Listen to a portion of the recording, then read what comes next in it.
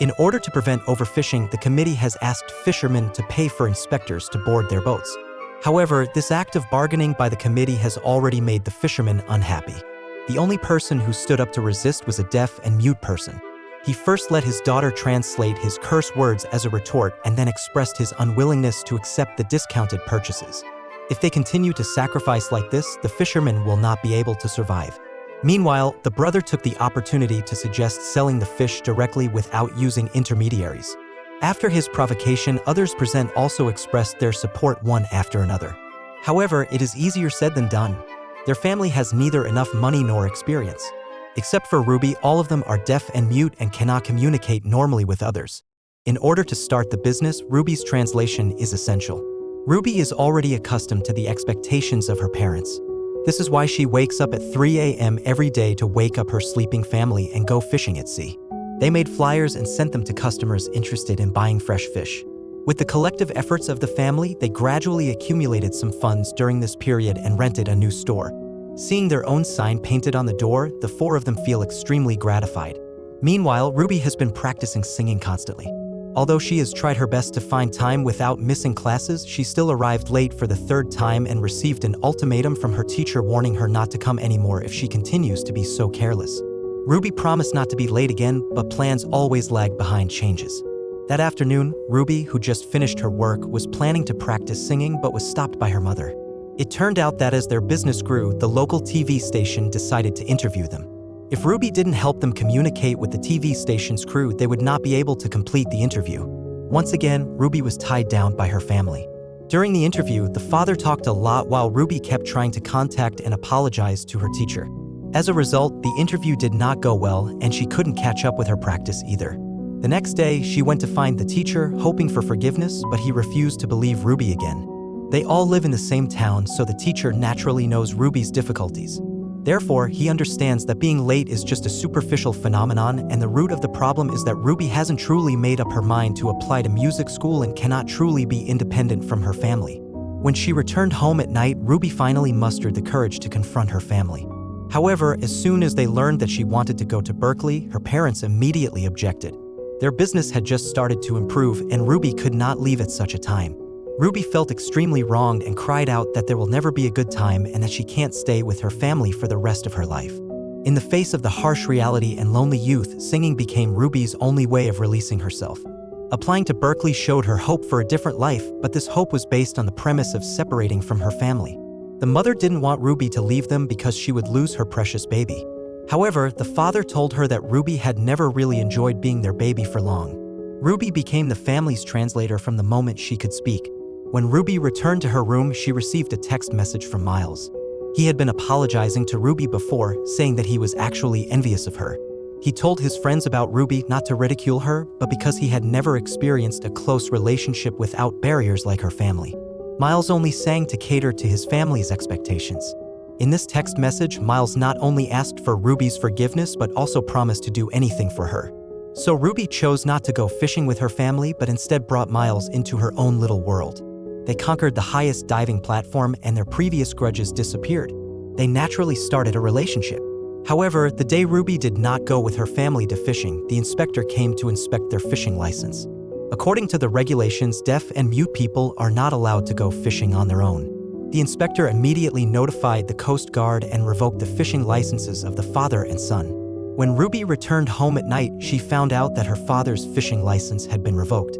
Ruby told her father that they should have hired a normal sailor a long time ago, but he blamed her for not telling him beforehand. Ruby thought her father was blaming her, but her mother said it was just expectation. In order to resume fishing, Ruby's family had to pay a fine of $2,500 and hire a normal person as a permanent crew member, which was impossible for them due to their current financial situation. Therefore, the father decided to sell the fishing boat to pay the fine. But at this time, Ruby suddenly decided to give up the Berkeley audition and stay to work with her family. The parents were initially very surprised, followed by relief and happiness. However, the brothers slammed the table in anger and stormed out. The mother went to Ruby's room and handed her a red dress, a gift serving as a peace offering. The mother and daughter sat down and had a heartfelt conversation. Ruby asked her if she had ever wished that Ruby was also deaf and mute. The mother's response showed her deep love for her daughter. She said she had. She and Ruby's grandmother's relationship had already suffered due to her hearing impairment, and she didn't want it to be the same between her and Ruby.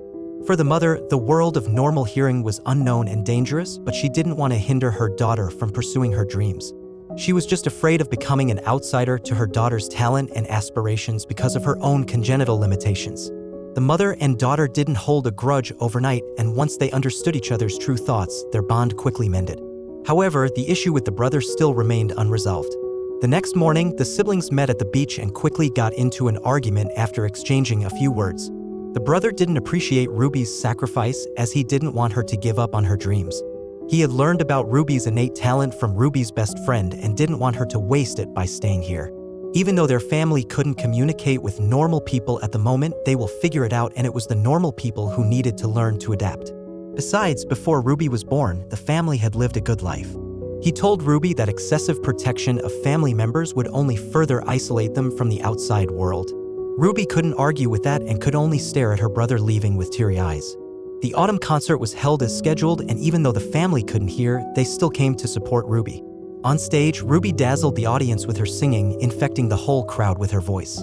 The audience nodded and smiled, following the rhythm and body movements. However, Ruby's parents, who couldn't hear anything, were at a loss, looked around. When the song ended, the father slowly stood up, applauding for his daughter along with the rest of the audience. Next came the duet between Ruby and Miles. For normal movies, this long-rehearsed song should have been a highlight scene in the whole movie. It was the big moment for the female leader to shine. However, the director didn't fully show the important singing scene. When the camera focused on Ruby's parents' backs, the once lively and bustling scene gradually became silent. Unable to hear the sound, the father could only judge how well his daughter sang through observing others' reactions. Seeing the enraptured expressions of the crowd, he finally understood that his daughter's voice carried a certain power. Unfortunately, he couldn't personally experience the impact of this power. In this occasion of enjoying the concert, being deaf and mute, he could only be an outsider. The performance was a success, and the family was very happy. The teacher couldn't bear to see Ruby give up on her music dream, so he told her that he had scheduled an audition for her the next day at 10 a.m. However, Ruby firmly rejected the teacher's proposal. When they returned home that evening, the father sat alone in the yard. When Ruby approached and started a conversation, the father unexpectedly asked her to sing the song she performed earlier that day again. At that moment, the director restored the previously muted performance to the audience. The father placed his hands on his daughter's throat, feeling the vibrations of her vocal cords. Unable to hear the sound, he was trying his best to experience his daughter's world in his own way, to understand what she loved and pursued. In that moment, the father heard his daughter singing and understood her perseverance all along. The father decided to let go and allow his daughter to pursue the life she wanted. The next morning, the father woke Ruby up, and the whole family decided to accompany her to Berkeley's audition. On the way, Ruby sent a text message to her teacher. Although she made it in time for the audition, she forgot her sheet music due to her spontaneous decision. She had to sing a cappella without any accompaniment, which put her at a disadvantage in the exam.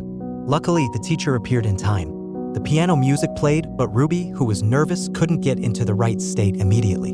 The teacher intentionally played a few wrong notes, giving Ruby a chance to sing again. It was during this second performance that Ruby truly let go of her voice, because Ruby's family, who were supposed to be waiting outside, secretly came to the second-floor balcony to cheer her on. With her parents and brother full of anticipation, Ruby began incorporating sign language into her performance. If last night we saw a father trying his best to enter his daughter's world, this moment was when Ruby first actively thought of using her family's way to show them her world. Days went by. As her brother had said, in the days when Ruby didn't help with work, the family could still live well. They gathered around the computer, eagerly awaiting the results of the Berkeley audition. Ruby's audition was a success. Joyful holidays are always short-lived, and soon it was time to go to school. Goodbyes are always bittersweet. She felt like something was missing. She asked her friend to stop the car and rushed back to her family once again. Instead of concealing her sadness, she bravely faced the goodbye. It was also a part of growing up in life. The father tenderly touched his daughter's cheek, and Ruby got back into her friend's car. Her family made the "I love you" hand gesture to her, but Ruby's gesture was slightly different. She signed, "I really love you." With her family's blessings, she headed towards her dream. There is no substitute for the original movie. A good film is worth watching it yourself. But you don't know where you can watch these movies?